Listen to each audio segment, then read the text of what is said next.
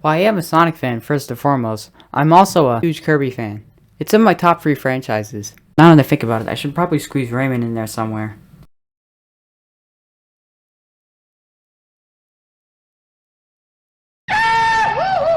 I was incredibly hyped for Kirby in the Forgotten Land, and I have a lot to say about it, so let's just not waste more time and get right into it. September 9th, 2021, Nintendo Direct drops. Halfway through, a puffball shows up on screen. Yo! Oh my god! The reason I didn't upload it at the time should be obvious. Oh man, spring 2022 felt so far away back then, but looking back on it now, this announcement somehow feels like forever ago and like it just happened at the same time.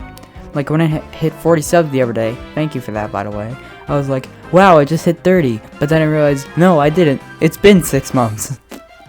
Anyway, this announcement was a big deal. It had been 20 years since the N64 came out, but Kirby had never had a fully 3D platformer. Now, we did kind of know this is coming. You know, Kirby 3D Rumble, the world map and final boss of Star Allies was 3D, HAL Laboratory said Kirby was moving through the next phase, and a fully 3D engine was found in Kirby Fighters 2. That one really gave it away. But it didn't matter. It was surreal to actually get it. And 6 months later, it's surreal to actually play it. The story is really simple. Kirby's on Popstar, but suddenly Vortex. Oh no, the Waddle Dees are being captured. Better go save them with your new pal Minchino. That's it. That's the whole story at first. The problem with this game's story, though, is that they tell everything in the last 5 minutes. After that initial opening cutscene and dialogue, there's nothing for the rest of the game until the very end, which really sucks. With the story out of the way, let's talk about the most important part. How does it feel to play? Well, it feels great. Kirby's movements have a fluidity to them that was matched only by Mario 64 and Odyssey, of course. His jumps feel on point and has one of the best dodge rolls I've ever seen in the game. It's way better than playing Robobots, that's for sure. The dodge in that game sucked. I didn't even know that game had dodges. It's not as precise as Super Mario Odyssey, but it's not trying to be, and it doesn't need to be for its level design.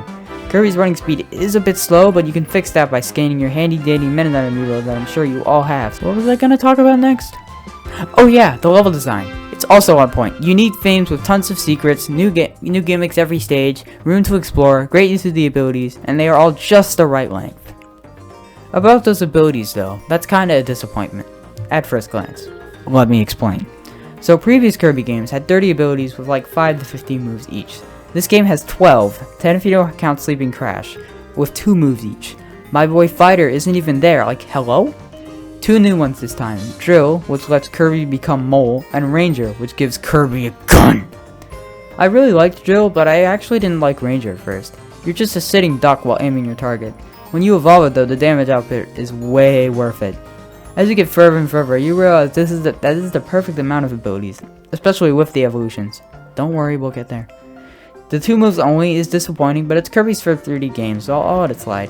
Whoever thinks the graphics in this game are bad are blind! The environments are so detailed. Like seriously, stages like the Wonderia Dream Parade were breathtaking when I first saw them, but I'm not gonna spoil it, of course. You guys get there on your own. And the bosses, man, the bosses! Oh, these are some of the best bosses, not just of Kirby, but of any game I've played, period. They're so cool. As someone with ADHD causing me to be goofy and bumps into walls all the time due to my SPD, I relate to Silly Dillo on a personal level. But these bosses aren't free. If you know Kirby, you know there's usually a collectible you need to unlock the boss. You know, your Sunstones, your Code Cubes, etc. For this game, the secret lies in the D's. Like the opening cutscene mentioned, the Waddle Dees are being captured and you've got to save them. You get 3 for clearing each stage and there are 3 to 5 hidden throughout, but you also get additional missions that give you more. You know, stuff like taking down wanted posters, slip through the monkey's legs, etc. Collect enough these and they will help you break down the boss door. That's not the only reason to save them. There's also Waddle Dee Town. This is a cozy little hub full of shops, minigames, and more. You'll start out with just a cinema for watching cutscenes, but as you get more Ds, you unlock things like a cafe, a coliseum, which is basically the arena from past games, and of course, Waddle Dee's weapon shop. After you find blueprints in the levels, you can come here to evolve your copy abilities, making them more powerful and or faster. I really like this system, although some of the evolved forms are a little too strong. You can also use the weapon shop to get any ability you want, which makes the abilities less valuable. Normally you unlock something like this after you beat the game, and for good reason. To coincide with this, they also gave Hammer its own enemy. Oh no! So in previous Kirby games, the Hammer ability is really powerful, but very rare.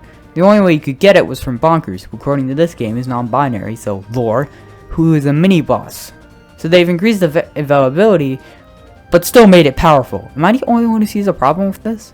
In order to evolve these abilities, you won't just need coins though, you'll also need rare stones. You can get these from Treasure Road, which gives you a specific ability and tasks you to get to the stone in a time limit. They're like the ability challenges from RTDL, and the sub-areas from Mario Odyssey. This creates a nice gameplay loop. You play levels, find these and blueprints, then go to Treasure Road and gather materials, upgrade your weapons, and then go back to the levels. It's nice. Since Adventure on the NES, each new game has had a gimmick that separates it from the rest of the series. You'd think this game's main gimmick would be the third dimension, you know, that separates it apart, but apparently that wasn't enough for Hell Laboratory because they added mouthful mode as well. You've probably seen it in the trailers, and yes, it is as wacky as it looks. A scissor lift, stairs, Eagle Sonic Lost World, there's a lot to use, and they're all fun. Except the lockers and dome, that kinda sucks. You just kinda waggle the control stick until something happens. Why? One more thing. This game is really easy. I only died twice throughout my 8-hour playthrough, even on wild mode. I died a lot more in the post game, but that's besides the point. But that difficulty doesn't matter. These levels are built around exploration anyway, and the game is still really fun. In conclusion, Kirby and the Forgotten Land is a masterpiece, and I don't use that term lightly here. I'd say Robobot's still a little bit better, but Forgotten Land is definitely worth your time. And money. That last one is more important than time for some people. I don't know why, but